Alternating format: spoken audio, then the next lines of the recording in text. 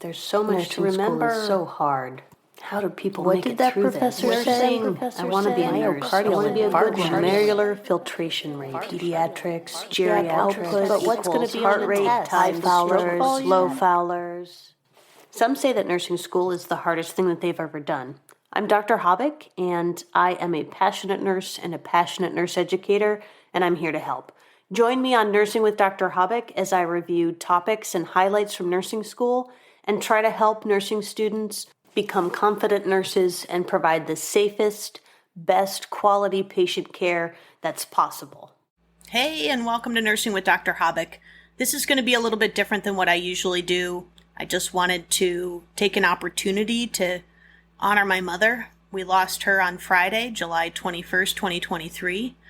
Today is the 23rd. She left us early in the morning, and it was a peaceful death. My dad and I were both able to be there with her when she passed, and she was at home. And I would definitely encourage everyone to take advantage of hospice as soon as possible. I know it's hard to say I'm ready for hospice, but hospice is an amazing organization, and I want to shout out to Community Hospice in St Augustine, Florida, who helped my mom. I really loved my mom. And if you listen to my podcast long enough, you'll probably hear me talk about her.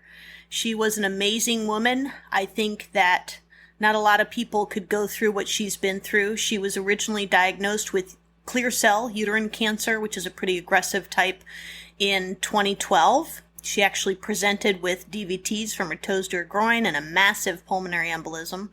She had a very large tumor that was subsequently removed. She was treated with intent to cure, and she was cancer-free as far as we knew for 4 years. In 2016, we found it again in the summertime.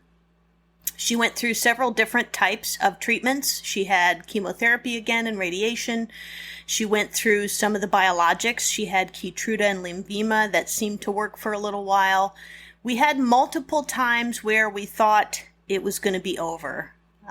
She had some protein spillage there for a little while after some of her medications, and we thought that was going to be the last medicine that they had available, and then the FDA approved the Ketruda Lmvima combination, so she did that for a while.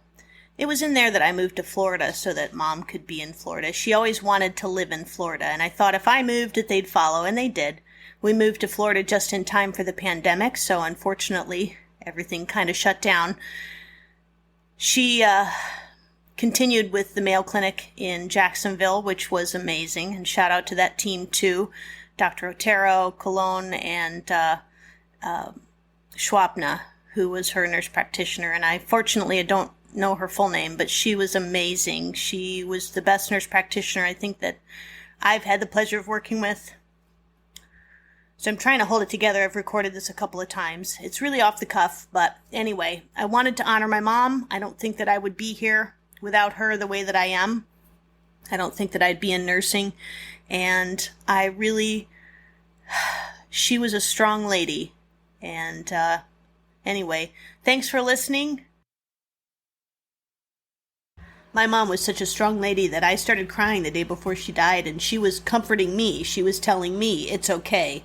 And she was not fully aware of what was going on as far as I can tell, but she was comforting me. So, strong lady. Again, thanks for listening. And if you're lucky enough to have your mom, give her a hug from me.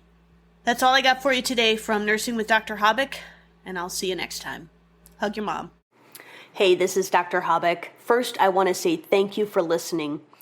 This podcast is intended for nursing students to help them understand concepts that they're learning in nursing school, and maybe for students who just graduated and want to refresh on concepts, or nurses who just want to listen. Anyway, I do want to thank you for listening, but I also want to say that by listening to this podcast, you agree not to use this podcast as medical advice to treat any medical condition in either yourself or others, including but not limited to patients that you are treating. I want to encourage you to consult with your own physician for any issues you may be having. They will be your best source of information that is accurate and consistent and based on research and evidence. Again, thanks for listening, and I'll see you next time on Nursing with Dr. Habeck.